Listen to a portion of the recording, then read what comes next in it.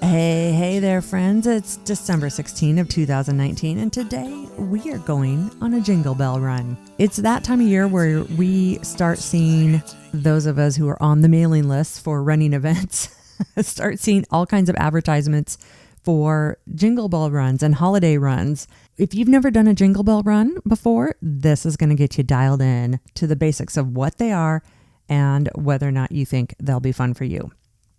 So first of all, most major cities in the United States and a lot of them globally have what's called a Jingle Bell run. Essentially, Jingle Bell runs fit under the umbrella of fun runs. And I have an episode on this podcast we did earlier that was a full 30-minute episode on how to know if you're really ready for a fun run. And that's couchedactive.com/17.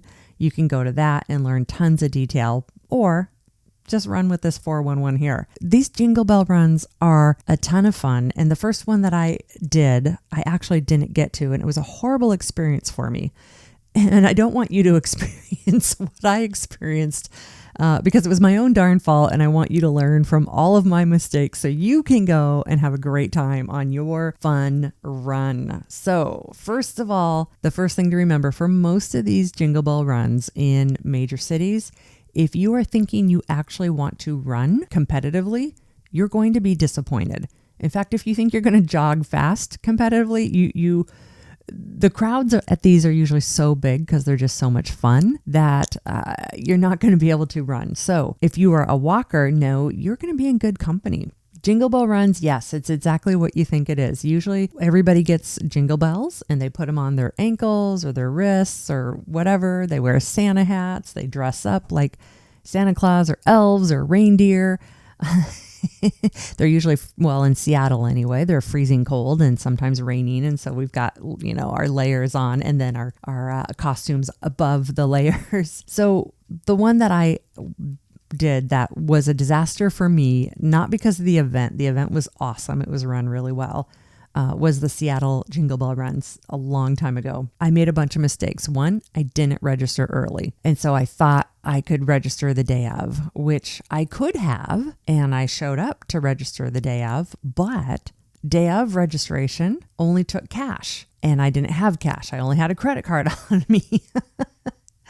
And I was going to meet a group of friends, but there were tens of thousands of people there. And the cell signals, this was about 10 years ago, so it's probably better now, but the cell signals were jammed. So I couldn't really even get texts through to my friends to figure out where the heck to meet them in the middle of Westlake Center in downtown Seattle. It was just such a zoo, and it was cold and it started to rain, and I had just gone through a divorce and I was sleep deprived and overworked at my job, and I got up at freaking like crazy early in the morning, and I had trouble finding a space to park. There you go too. Find a space to park way earlier or take a bus into one of these things. So I just had this whole comedy of errors that I did to where what ended up actually happening is I got myself on a balcony at, I believe it was Westlake Center, where I could see down at the crowd when they took off, and I cried partly because I just think I was so worn out and tired, and I was just mad at myself, and the self-talk was like, oh, you're so stupid. You should have brought cash. You should have registered early. You should have showed up earlier to get a spot to park, yada, yada. And so I don't want that to happen to you. I want you to have a lovely time. So a couple of tips for this. One, right now, what I want you to do is do a Google search on fun runs near me, or Jingle Bell runs near me, or holiday runs near me. And if you've never seen before, you'll be surprised at how much actually happens right about this time of year. Then usually there's a link in there that shows you pictures of previous runs and tells you, if it's stroller friendly or dog friendly and how many people show up with costumes on, and you'll get a really quick sense of the vibe. And then don't make any of the mistakes that I made, and you'll end up having a really great time. And the photos you can take while you're doing the run will just be so fun and it'll make you smile. So do I recommend Jingle Bell runs? Absolutely, yes. Do I think they're attainable for pretty much anybody? Yes.